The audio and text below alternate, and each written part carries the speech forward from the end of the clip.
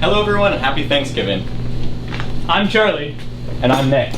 And this is CnN.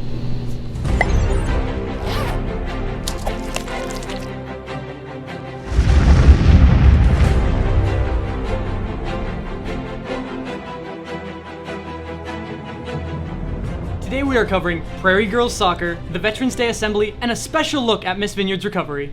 The girls soccer team recently went to state, but unfortunately lost their first game. Our reporter Jordan Shaw had a chance to interview Prairie's goalie, Ms Sawyer, after the game. Hey guys, I'm here at Prairie High School, and tonight was a state soccer game for girls. And I'm here with Miss Sawyer. Hey Meg. Hi. So, how did you think your season went? I think overall we had an amazing season. We made it to state for the first time, or second time in Prairie history. So that was definitely the highlight of our year. That's awesome. What is it like to be a goalie, honestly? It's definitely intense.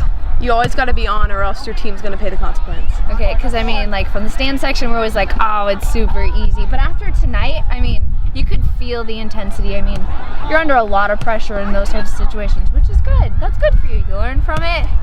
So, how does a usual practice look for you then? Usually we start warm-ups right after school, and then I do technical work with our goalkeeper coach, and then I join in with the drills and goalkeep while our forwards usually work on their shots. So do you run as much as the other girls? It's a question everybody loves to ask. I do as much conditioning as the other girls. Really? I do. I don't do the same stuff during practice, but during conditioning week I'm there with them. Could you give me an example of like what they would do for conditioning and you wouldn't do? Well, they're always running back and forth just during practice, like doing drills. So that obviously I'm in the goal stopping their shots. But I'm there during conditioning week. Alright, well, that's all I got for you. So, that's all I have for you guys, and I will see you guys next time on the 2-Minute Blitz. Looks like it was a truly intense game. Game that close and in PKs, you can't blame them. Great season by the girls soccer team. They are truly winners in our hearts. And in the season of Thanksgiving, we got a turkey. It's totally chicken. It's a turkey.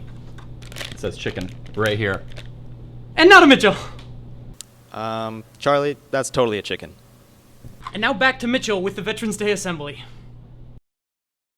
Veterans Day is a day where we show respect not only for our veterans, but for our country and military as a whole. The Veterans Day Assembly is a way in which Prairie can express this respect together as a school. Prairie takes great pride in the level of respect we show our veterans every year in these assemblies. I talked to ASB Treasurer Simon Banco on how he coordinated this year's event.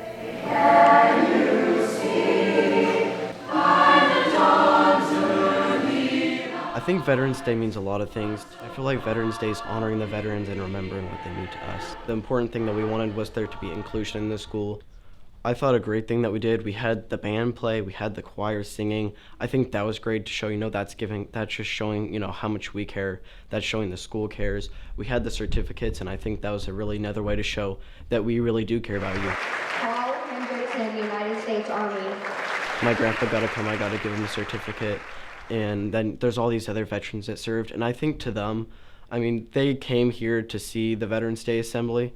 And I think they expected, oh, what's Veterans Day? But no, they got to actually, get certificates. I thought that was really cool to say thank you. And it felt good to me getting to hand them out. I think a lot of them go underappreciated every day. And it's like they serve for our country, and that's why we're free.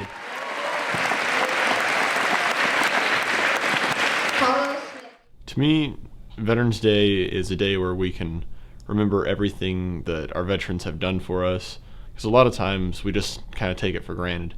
We just don't realize how lucky we are in America to have all the stuff that we have. And Veterans Day is a good day to think about that and thank them. So, how do you and I, as high school students, view Veterans Day? Is it just a day with no school giving us a chance to sleep in and rest? It very easily can be no more than that if we forget to take just a moment of our time and reflect upon the deeper meaning of November 11th. And I just wanted to make sure it was going to be a moving speech that really captured the essence of what I thought Veterans Day meant. It's to show them respect and to give them a simple thank you. Veterans really appreciate just an easy thank you. That's the biggest thing. Just appreciating what they've done, trying to understand, and just supporting them. The Veterans Day Assembly was a good joint effort between ROTC and the ASB. I feel that we worked really well together.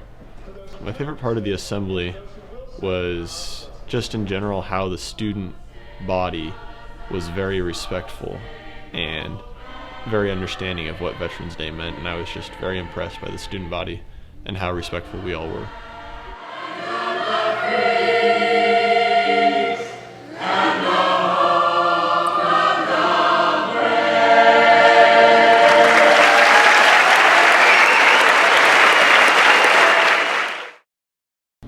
That was a great assembly. It's nice to honor people that make this community and country a better place. The Veterans Day assemblies do always bring the school together.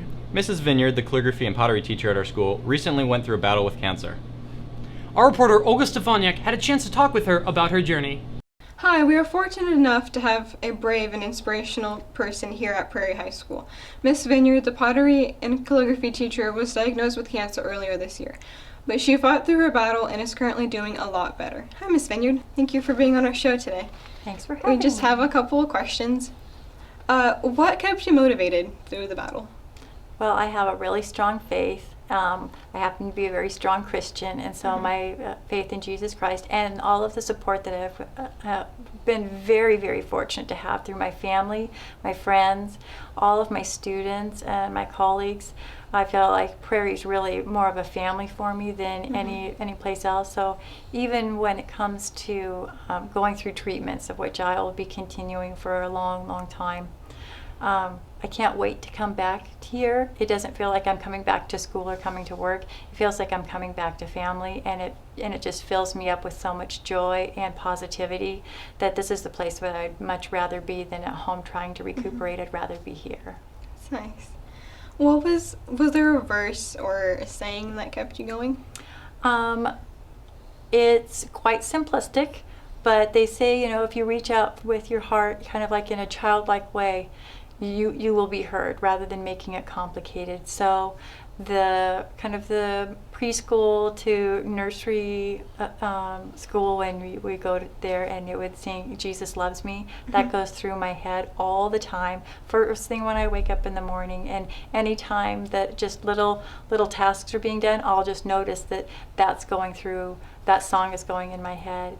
And then the verse that no evil forces that have been forged against me shall prosper.